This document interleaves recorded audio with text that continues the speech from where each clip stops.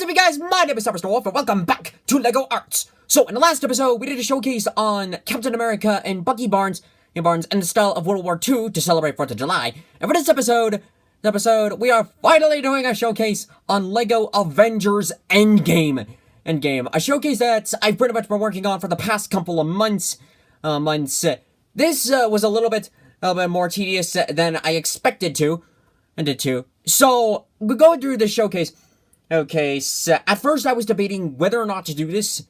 Just like when the first Endgame trailer first came out, I was thinking in my mind that maybe I would want to do a showcase on this. Maybe I would want to go back to the Avengers and redo the customs. I already had plans at the time to do like Captain Marvel at least. But the rest of the characters I wasn't completely sure. And then after seeing Avengers Endgame for the first time in theaters, I was just like, you know what? We have to do this. We have to do a showcase on this. Because that was awesome. So for this showcase, okay, so of course, we have the core 6 Avengers. We have Captain America, Iron Man, Black Widow, Thor, Hawkeye, or Ronan as he's called in the movie, and the Incredible Hulk. As well as some new characters that I customized. Also with Rocket Raccoon, Rescue, Nebula, and the Mad Titan Thanos.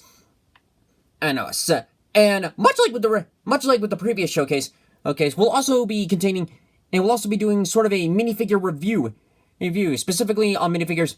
There's like White Wolf, as well as Nebula and some of the other characters, cause these minifigures are slightly modified, and we've also brought in a couple of other characters such as characters that either haven't changed at all or have gone through slight changes, such as Ant-Man, War Machine, and Captain Marvel, Vision, Scarlet Witch, Wasp, Falcon, Spider-Man in the Far From Home suits, Black Panther, and Doctor Strange.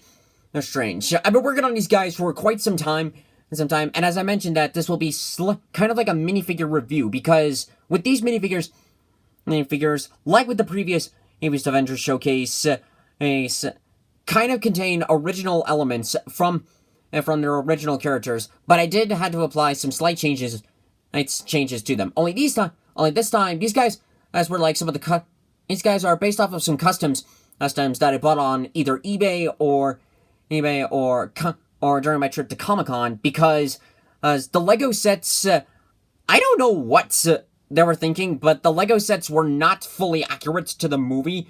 And a majority of the characters contained the Quantum Realm suits. And I didn't want to do the Quantum Realm suits because it literally would have been the same suit, but for everybody.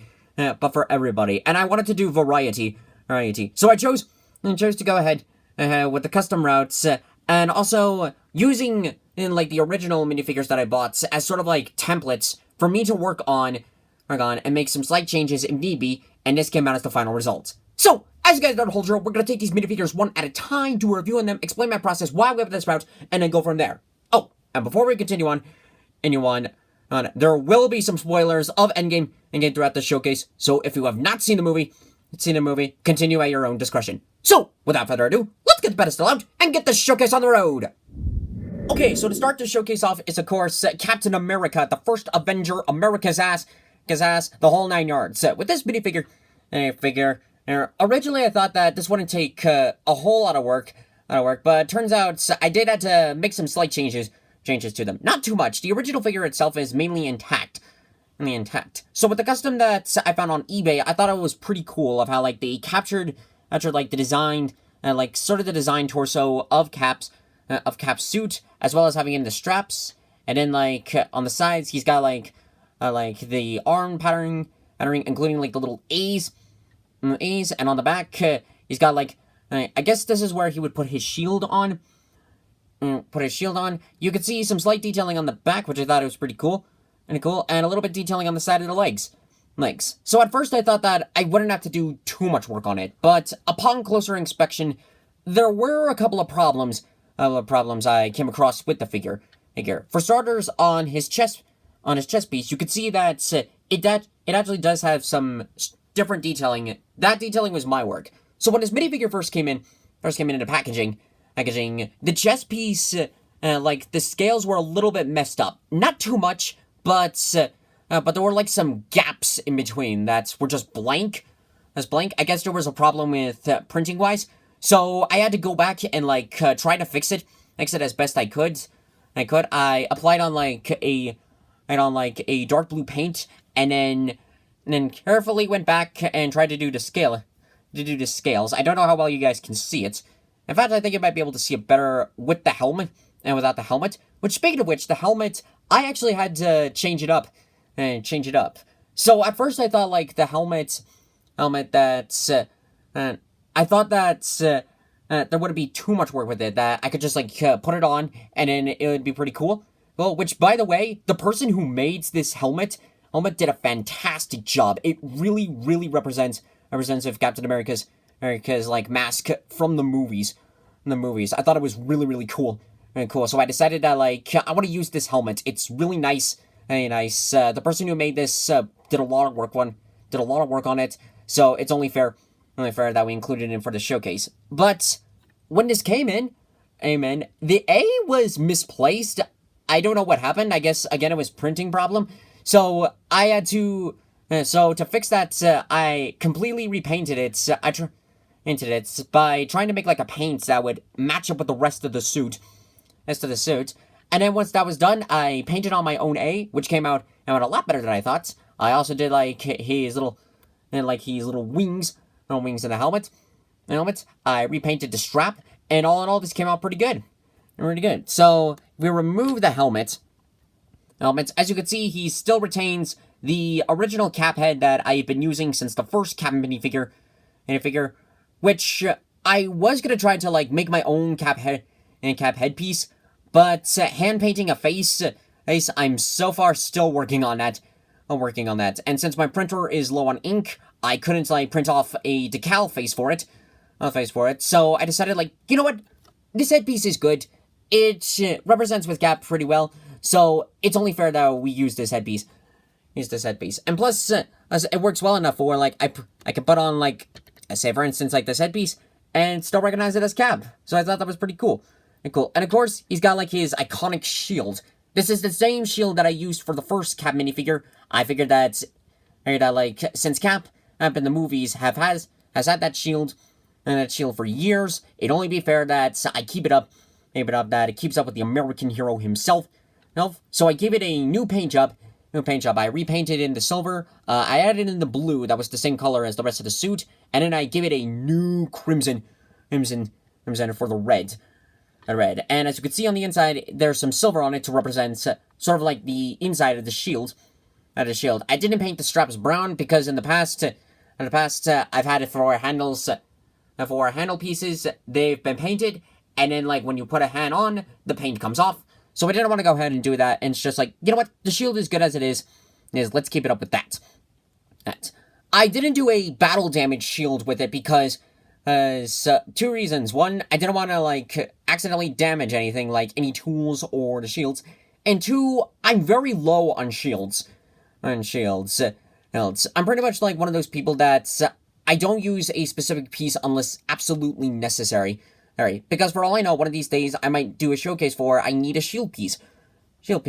So one day I might, like, try to do, like, a battle damage shield. But all in all, I felt like the shield should be kept as it is. The character in general is pretty good, so we should just keep him as he is. And aside from the modifications I had to make, all in all, this minifigure turned out really good. And props to the original artist who created this. They did a fantastic job on this minifigure. So let's go on ahead to our next minifigure. Next up on our list is Iron Man in his Mark 85 suit. As you can see, this one is completely customized in every way or form. So when buying like an Iron Man minifigure for this was a bit more of a problem than I expected. So like when going on eBay, I found that they did sell like Iron Man Mark 85 minifigures, but they were like $20, and in my head I'm thinking like that's a little bit pricey for a minifigure. I've seen minifigures that are like $5 to $10, and they came out pretty good. So, I bought a Mark 50 minifigure from Infinity War, Because at the time I thought, like, oh, the suits are roughly the same, I would have to do, like, slight modifications. Nope. Turns out the only thing that was the same was the arc reactor. Everything else was in a completely new design, new detailing, so I figured, like, you know what? We're gonna have to do this. You know what? Let's just use the minifigure. I'll use it as a base, and then, like, paint on the rest of it. So he's got, like, a metallic red coat in the whole suit. As you can see, he also has some 3D elements, like, on his arms, a little bit on his chest. You can see, like, some detailing, like, on the arms and all the way to the hands. He can move his legs. I am glad for that. He can move his legs. And there's also some detailing on the back. It was a little bit challenging. In fact, this whole showcase in general was a bit hard when it came to detailing. Because with this figure, it's... I had to look at some photos on, like some customs that other people have done of Iron Man. Some photos of the official Iron Man minifigure, and then some photos of, like, Iron Man from the actual movie. Alright, so it was a little bit tricky to do this stuff, especially the legs.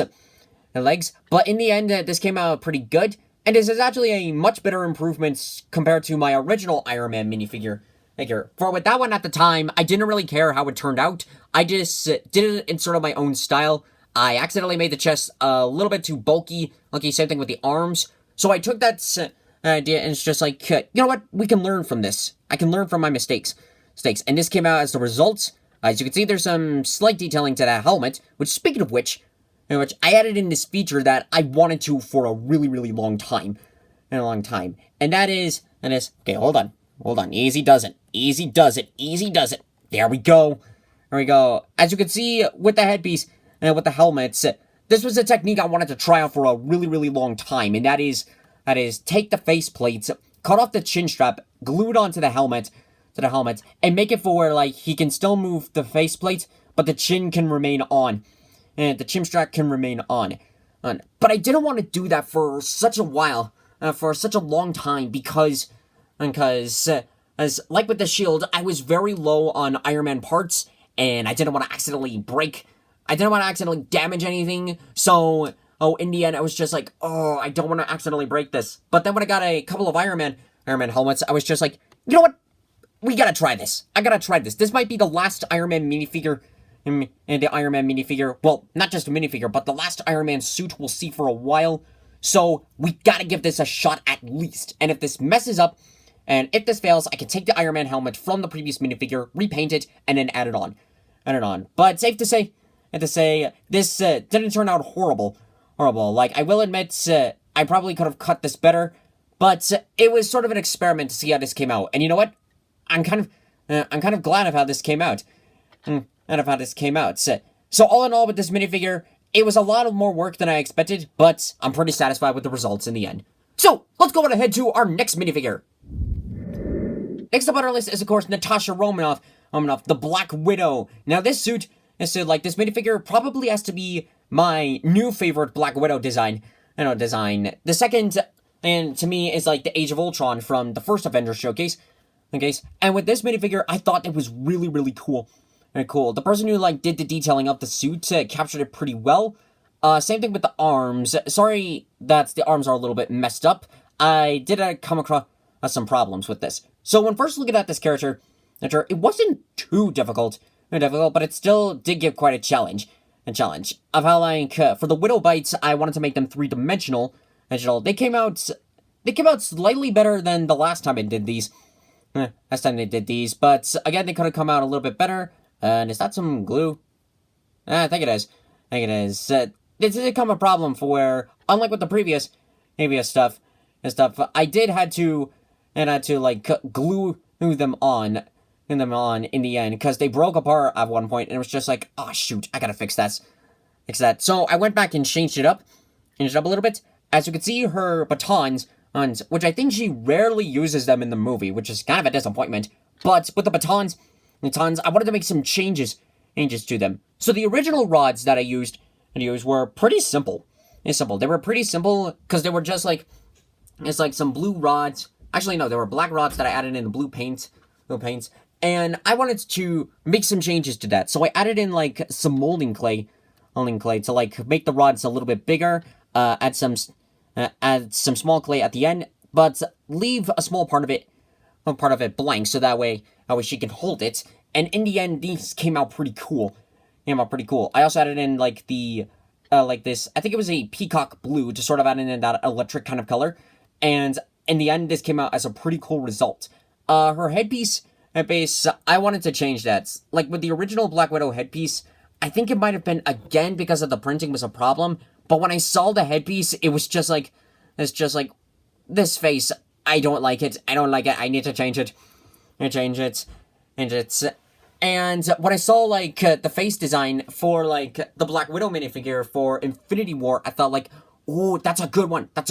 So while I was at Comic-Con, I purchased just a Infinity War Black Widow minifigure, and then used that headpiece for this. And as you can see on the back, her hairpiece has been modified. So when the original hairpiece came in, and also with Lego's official hairpiece, it's pretty much this design, but it's like with the ponytail. It's like their classic ponytail design. And when I saw that, it was just like, I can see that as like a good substitution, but that's not true Black Widow. Like in the movie, she has like, of course, the red and the crimson hair, but also has this small braid that when you look at the end has like some small tips of blonde. So I wanted to like add it in for this figure, which was slightly trickier than I expected. So what I did was I took a ponytail hairpiece like this, like these, sand off the ponytail parts, and then took some like a couple of small strips of clay, rolled them together, and then glue them on the back, and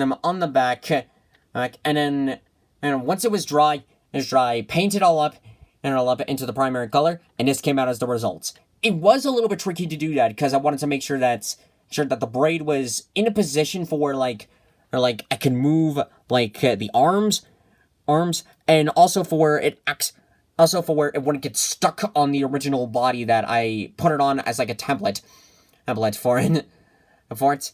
And I can kind of take this hairpiece off. It is tricky.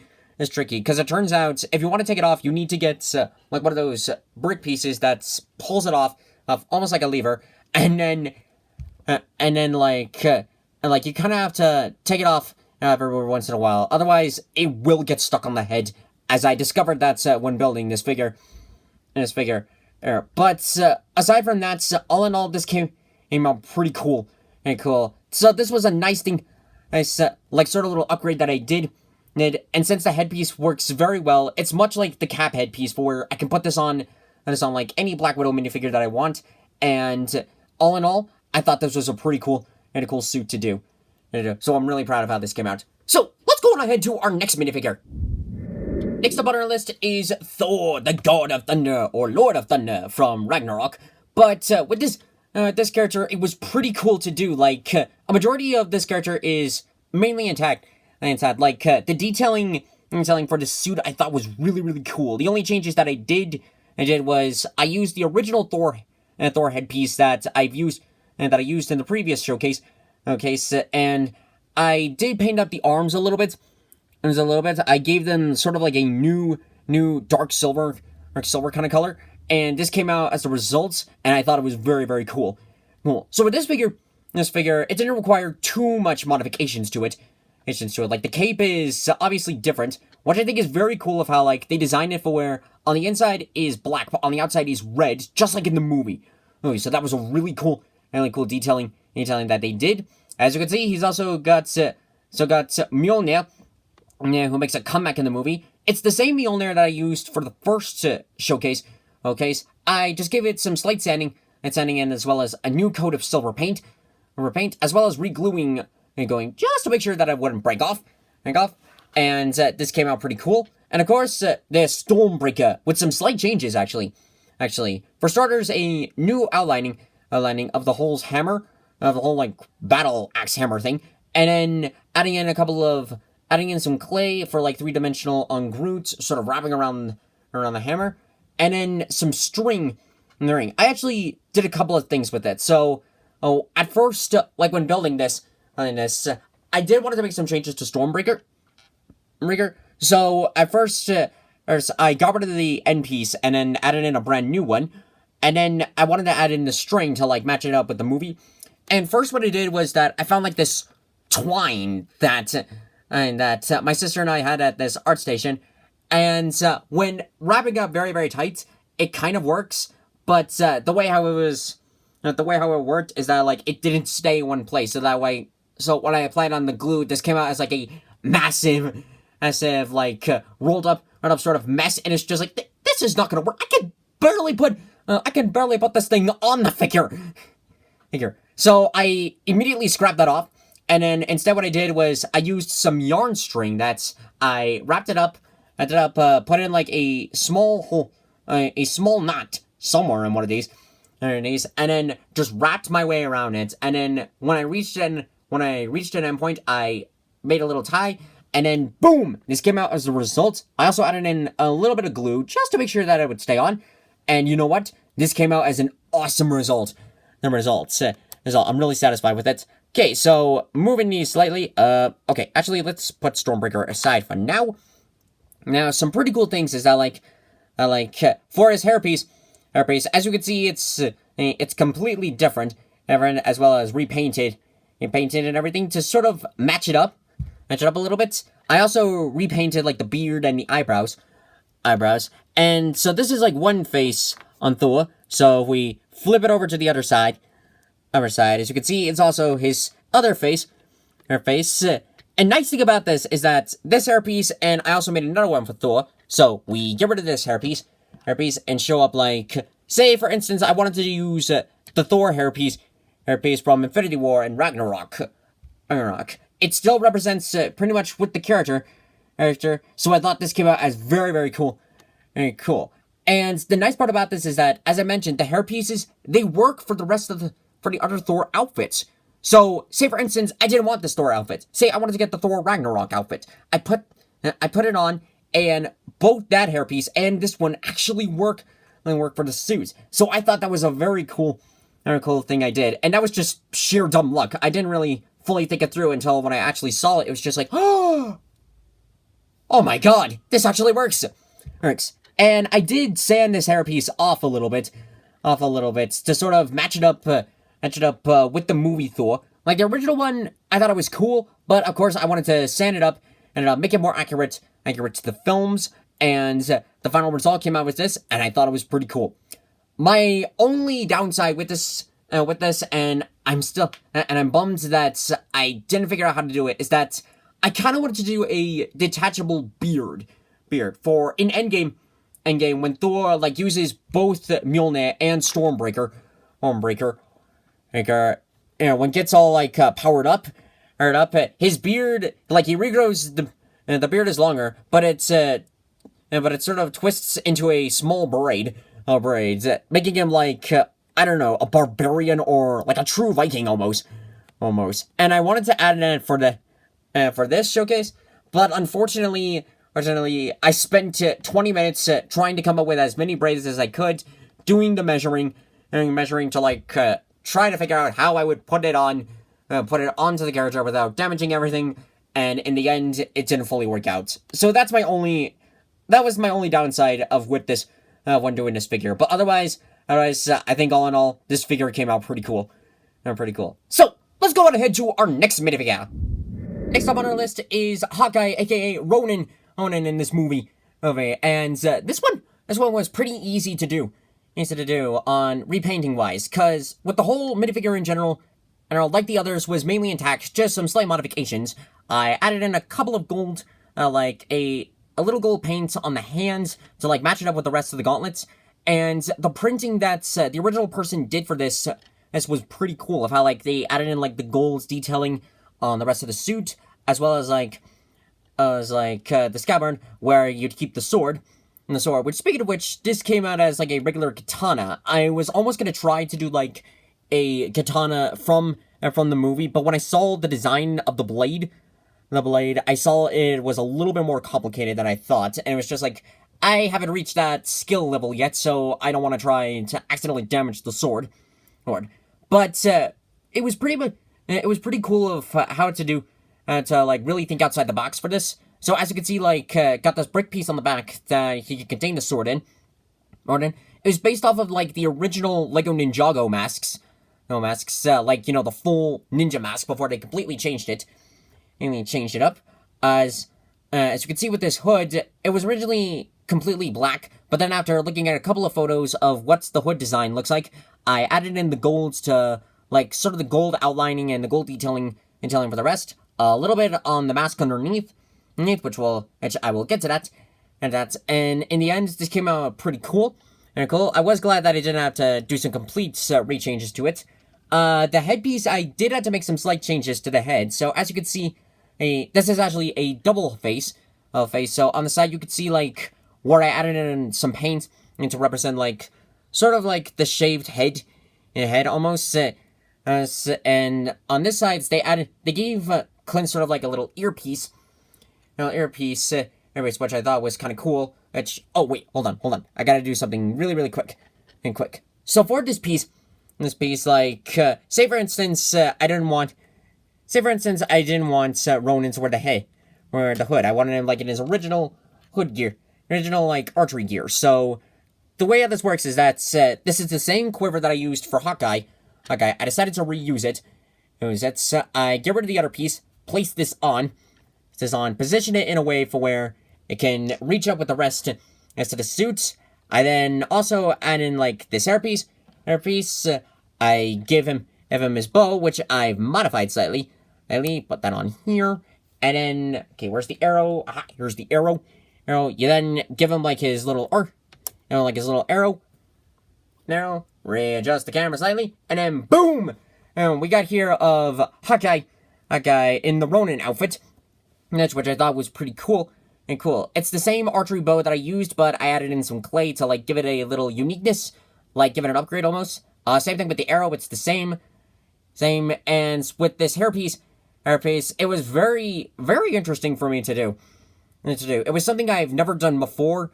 It's almost like something that I would have done with Atreus if he had, like, a little bit more hair, for where pretty much I took, like, the same hairpiece that I used for Thor. Only with this one, I cut off the sides completely, sand off as much as I could. I kind of went a little bit overboard with the back, so I added in some clay to, like, refix it, and then afterwards I added in sort of, like, the shave sides, it's to match up with the rest of the character, and this came out as the final results, which I have to say is pretty cool. It was a pretty interesting new design for Hawkeye. So it was a lot of fun of doing this, and I'm pretty satisfied with the results. And I hope you guys are too. So let's go on ahead to our next minifigure.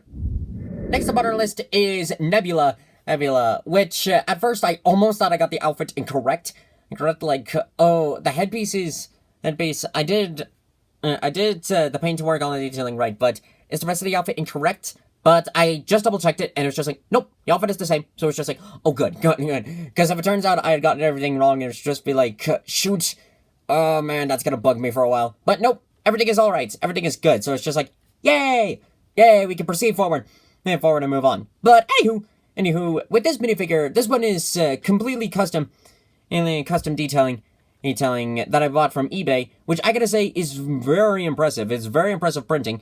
Because as you can see, there's full printing, like, on the legs, on the way on the waist piece, he's lining up to the back, same thing with the back of the legs, on the arms, you can see, like, the amount of detailing they've really put in, and especially to the silver arm. I don't know if official Lego just has it blank, or they did put detailing on. I do know that they did, like, the tattoo work for Drax's arms, but for this arm, I don't know for sure, but in the end, this came out pretty cool, nonetheless. Same thing with this arm. So for the original person who did, like, all this printed work, they did a fantastic job of representing for the character. The only thing that I really had to add in was just, like, the paintwork on the rest of the head. So, the circuitry going all the way up to, like, the back of her head, as well as adding in, like, the gold metal. Same thing with the top of the head. All in all, they really captured of how Nebula looked. So I thought that was very, very cool. Her sword, I was very confused on the weapon. So I didn't really change it. Apparently, though, the weapon, it's almost like a rapier, kind of. It's like a collapsible rapier, but it's built in a weird way that's my brain couldn't fully process it. So I wound up in the end. It's just like, I don't know how to proceed through this. How about we just leave it as it is, in case I tried to do it, but I accidentally messed it up. So I didn't want to mess it up for you guys. Hey guys, this figure also came in with like this gun, which I thought was pretty cool. I might use this for for a future minifigure because it kind of looks interesting. It's almost like a regular gun, but looks like they've modified it slightly. It's for this character in specific, or maybe it kind of makes me think of Halo for some reason. Is there a Halo gun that looks like this? I don't know. I haven't played Halo in years, so it's like I forgot a majority of the weapons. But anywho, not really a whole lot to go with this character. All in all, I felt like the original customizer who did this. I think they did a fantastic job with it. So in the end, this came out as pretty cool. So let's go on ahead to our next minifigure.